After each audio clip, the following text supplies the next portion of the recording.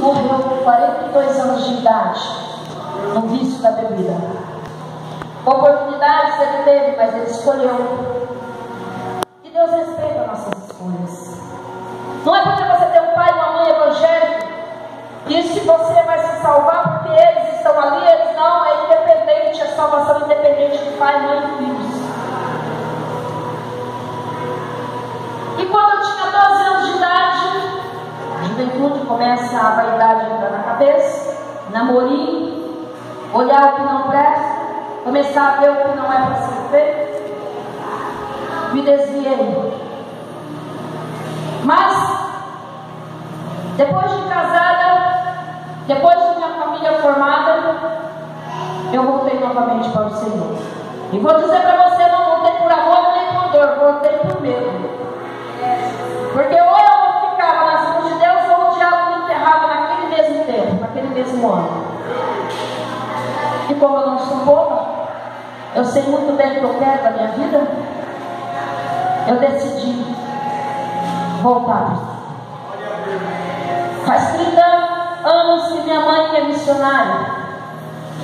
E eu sempre olhava para Deus e dizia assim, chegava lá na minha casa, a casa da minha mãe, quando eu ia visitar ela estava com o som ligado, cantando hinos de arrebatamento, da copa de Jesus, como foi dito aqui hoje.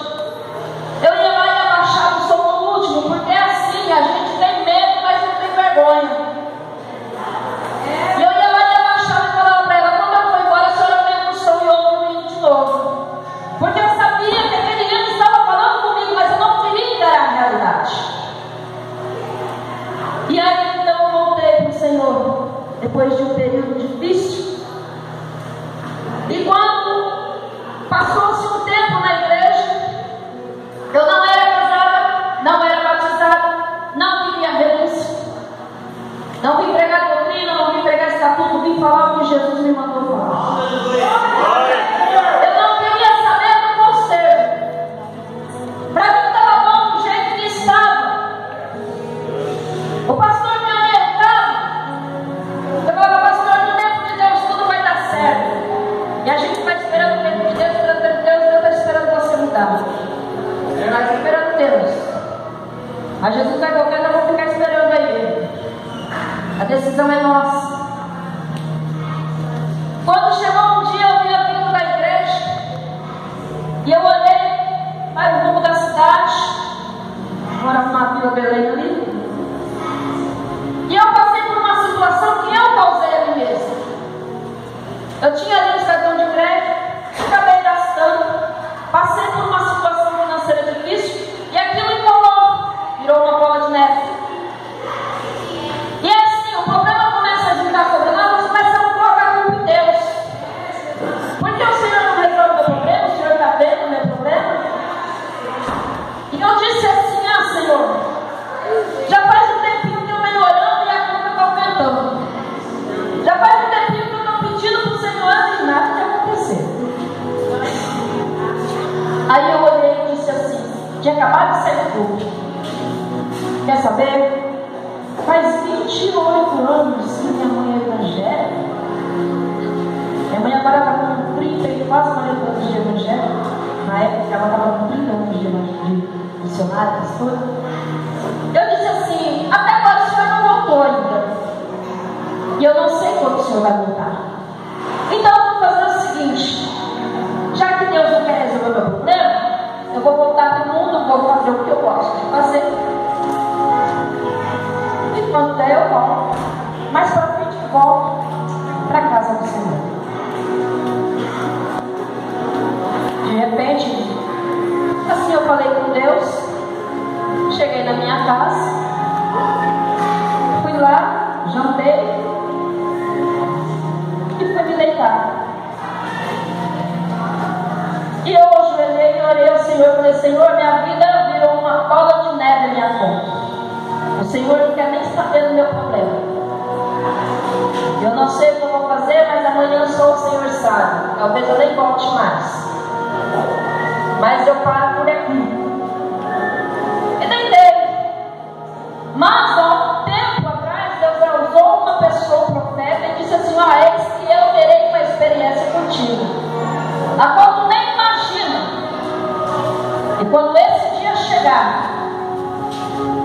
você vai ver o que é que eu tenho contigo. Eu morava numa fazenda, com 9 anos de idade, Deus me deu a primeira revelação, a primeira visão. E aconteceu algo ali, eu acordei e falei, mãe, vai acontecer isso, isso, isso e isso. Ela falou para mim, menina, você não sabe o que você está falando. Você tem meus 9 anos de idade, lembra como se fosse hoje. E quando foi no dia seguinte, aconteceu exatamente o que aquilo foi falado. E ela olhou para mim e falou, quem te disse isso? Eu falei, foi aquele lá. Foi a primeira revelação que Deus me deu. E quando chegou, irmãos, esse dia, eu falei para o Senhor, eu vou voltar para trás. Quero nem saber de renúncia, eu vou fazer o que eu quero fazer. Me ajoelhei, orei e deitei.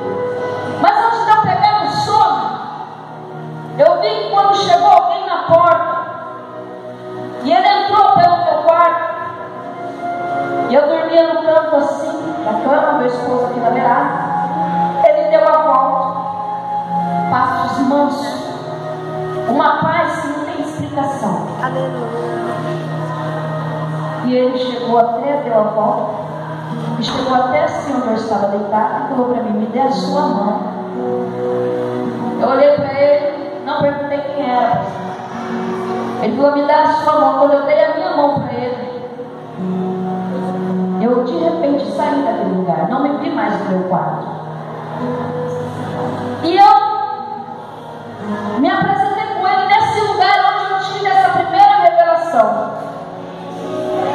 E ele disse para mim, tudo que eu vou te mostrar, você vai observar, porque depois você vai querer me contar isso. Olá, uma super cante lá.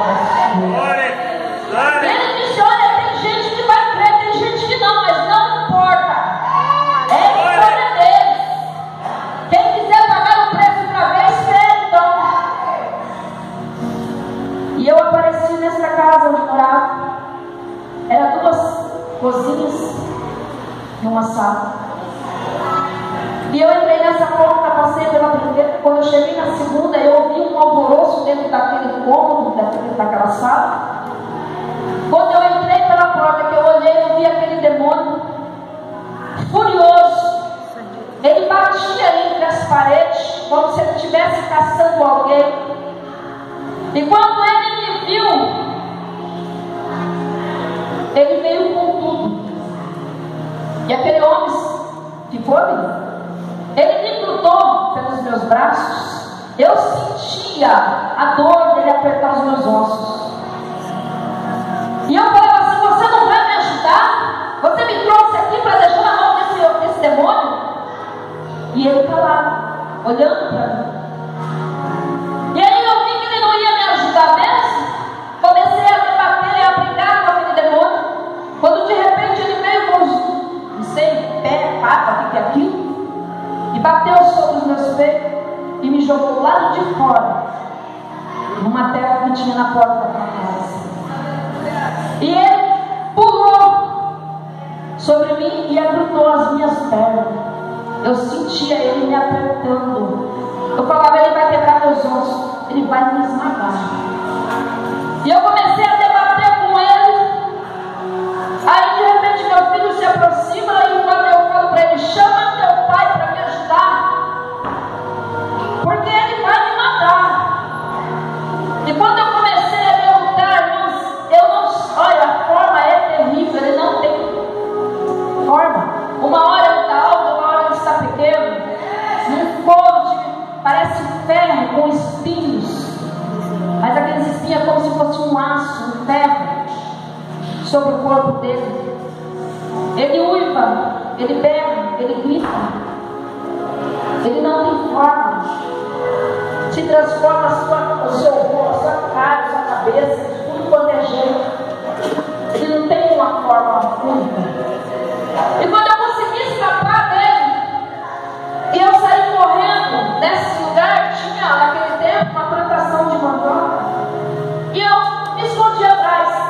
E ele ficou lá uivando, me caçando. E quando eu olho do lado desesperado, aquele homem comigo. E eu disse para ele assim, tu não me ajudou, né?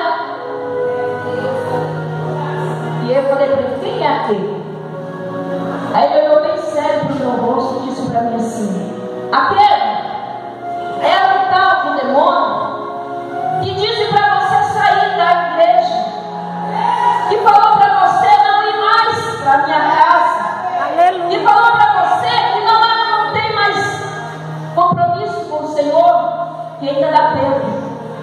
Aquele que você lutou ali, nós de chegarmos ao culto. Se for preciso usar a chuva, ele usa também. Ele usa. E ele disse para mim: vamos, que ainda tem coisas para você ver.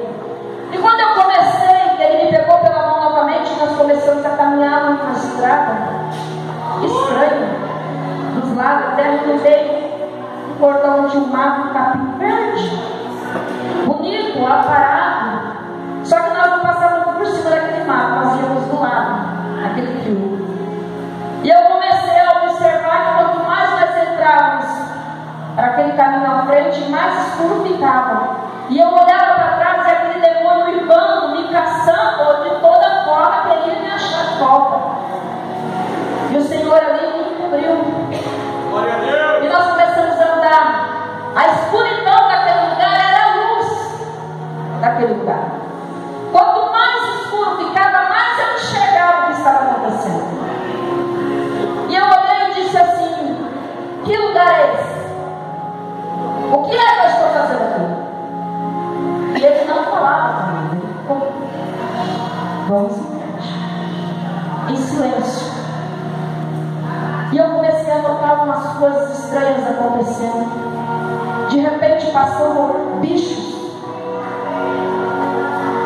Você sabe o que é?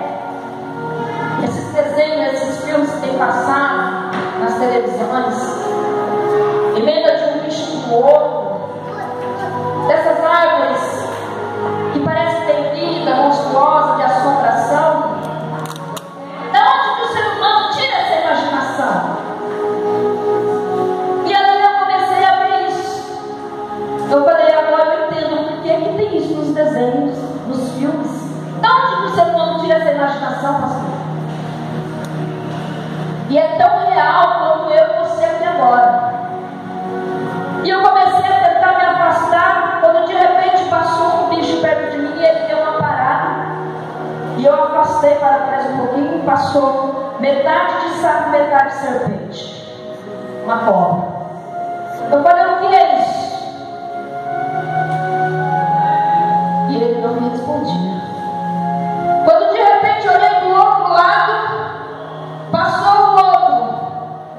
Metade na cabeça, serpente, até aqui, daqui para baixo, sapo. O formato de um sapo. Eu falei: nunca vi isso. Que lugar é esse? E ele não falava nada, nós caminhamos. A Bíblia fala sobre o portão do inferno, irmãos, é tão real. Eu queria que Deus levasse cada um de nós lá para conhecer, não ia ter um fora da presença de Deus. Mas bem-aventurado aquele que crê sem dúvida. Aleluia. Glória a Deus. Bem-aventurado é você crer no que o Senhor fala, sem precisar ver, porque se você ver, a coisa é tremenda. É terrível. Glória a Deus. E eu cheguei, de repente, escutei um barulho, um zunido estranho, forte, e doía meu ouvido. E quando eu cheguei de frente, eu olhei aquele portão preto, parecia que tinha vida, aqueles ferros, e subia para um lado, subia para o outro, para o alto, não tinha fim. Eu olhava para o chão, não tinha chão. Não tinha chão. Mas também não tinha fim aqui. E eu lembro que quando nós chegamos de frente, ele disse para mim: sabe o que é isso? Eu falei: não. Ele disse: isso daqui, você já ouviu falar várias vezes sobre o portão do inferno? Eu falei: sim. Então olhe com os seus olhos. Aqui você está vendo. Eu não passei do lado de lá. Nós seguimos para o lado de cá. Quando de repente eu me encontrei em uma sala de uma casa, e que eu entrei assim, como se estava assim, esse lugar. Só que esse lugar tinha vidros, espelhos. Mas o espelho, você olha nele, ele reflete a tua imagem. Aqueles não refletiam. Eu olhava para os espelhos e falava assim: que espelho é este? Não me refletia. E ele dizia: você já vai entender. E eu disse para ele: onde eu estou?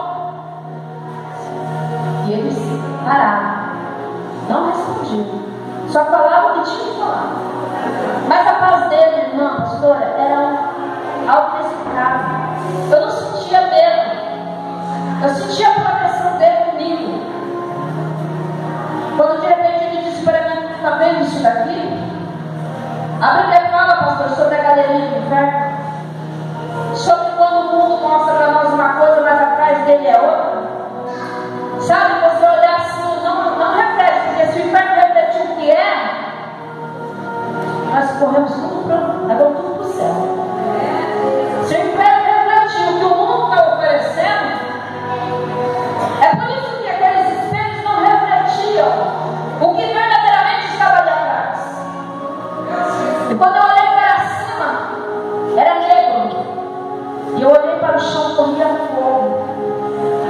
E eu olhei para os meus pés, eu flutuava, eu não pisava naquele chão. Olhei para os pés daquele homem, também não. E quando eu levantei a minha cabeça, ele falou para mim assim: ó, essa é a famosa galeria do inferno. Sabe o que é isso? Quem olha ali, quem olha nesses vídeos não sabe o que tem lá atrás, mas eu vou te mostrar agora o que tem lá atrás. Você cuidar, porque o mundo está mostrando para você algo que ele não é. O mundo está mostrando uma paz para você que não existe. O mundo está mostrando uma prosperidade para você que não existe. Aleluia. O mundo está te dando prazeres que não existem. É momentâneo. Quando você descobrir isso, pode ser tarde. Cuidado com os amiguinhos. Cuidado com as companhias. Porque se o mundo refletir o tipo de amizade que você tem, você fica esperto. Nós temos que influenciar e não ser influenciado. Aleluia, glória a E Deus. quando eu abaixei minha cabeça e eu levantei, eu já não estava mais ali. Ele disse para mim: agora vê o que tem do outro lado. Irmãos, foi tremendo. Aí eu tive medo. Quando eu olhei e eu vi aquela multidão, aqueles gemidos, aqueles gritos, aquele tormento, eu comecei a me desesperar e eu queria grudar no homem que estava do meu lado, mas ele não permitia pegar nele. E eu olhava para ele e dizia para ele: eu não vou ficar aqui não, né? E ele dizia para mim: só presta atenção que eu vou te mostrar. Quando de repente eu olhei para essa banda, uma fileira de pessoas. E eu vou dizer para você uma coisa que eu vi lá dentro. Lá eu não vi criança, não vi velho e não vi jovem. Eu vi uma estatura só de pessoas. Eu vi uma forma só de humano lá dentro. E perfeitamente como nós somos. Eu trabalhava no Bertinho naquela época. E um amigo meu havia falecido com um acidente de moto. E quando eu cheguei naquele lugar, quem eu encontro? E eu olhei para ele e falei: abaixou a cabeça. Eu falei: você não vai falar comigo porque você está triste? Aí ele olhou para mim e disse assim: a oportunidade que eu tinha, eu já não tenho mais. Aleluia. Eu falei: que oportunidade? E ele olhou para mim e disse: você sabe onde você está? Aí a minha consciência bateu. Falei: não. Ele disse: é. E eu não vou pedir para você ajuda, porque este homem que está do teu lado me ofereceu ajuda. E eu não quis. Glória a Deus, aleluia. E eu disse para ele: e esse povo? Ele disse: está no mesmo caminho que o meu. Falei: que caminho? Esperando o julgamento. Eu falei: que julgamento? O julgamento que está previsto para o final. E eu falei: então real? E ele disse: olha, Santo Deus, aleluia. E ele começou a chorar.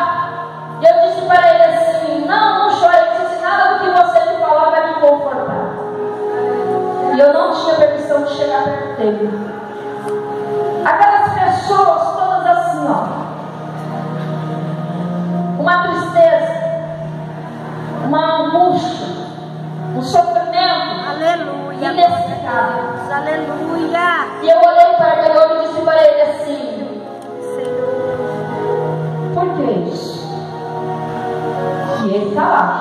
E ele disse para mim: venha mais aqui que eu vou te mostrar outra coisa. E eu saí de perto daquele povo. Quando eu virei para este lado, eu me vi de frente com tipo um barrão, um buraco bem grande. E ali borbulhava umas coisas podres, uma lama podre que pedia. Não tem explicação. O cheiro forte que é aquilo, de carniça com enxofre. Não é um pouco o cheiro que nós sentimos aqui de coisas estragadas. E quando eu comecei a olhar para aquilo, eu disse para ele: o que é isso? Ele disse: observe. Eu comecei a ver coisas se mexendo ali no meio. Eu falei: deve ser alguma coisa boa, né, pastor? Quando eu vi almas, pessoas, começamos e colocamos os braços assim para sair de dentro daquilo, mas algo puxava elas para dentro. Aleluia. Algo pegava elas assim, puxava para dentro. Eu dizia: o que está acontecendo aqui? E ela, como se ela quisesse sair, se estivesse se afogando no meio daquela coisa podre. E quando eu olhei, eu comecei a escutar mais barulhos, mais gemidos, e eu vi aquele monte de pessoas. E aqueles bichos que eu vi passando na minha frente naquela estrada, estava lá dentro. Eles subiam em cima delas e puxavam elas para dentro daquela lama podre, daquela coisa podre. Glória a Deus. Elas pediam por misericórdia, elas diziam: eu não quero comer isso. E eles enfiavam na boca delas assim, colocavam pelo nariz. Eu falei: isso não existe, isso é um absurdo. E aquele homem olhou para mim. Toda hora eu tenho que ficar ligando. Olhar ele era tremendo. Só que e uma coisa que eu observei, que quando o Senhor me retirou para me levar lá, Ele levou meu esposo, colocou meu esposo para se deitar ao meu lado, só que Ele não deixou meu esposo adormecer, e disse para ele: tu vai vigiar ela enquanto eu estou com ela nesse lugar. E ele fala que ele me vigiou o tempo todo.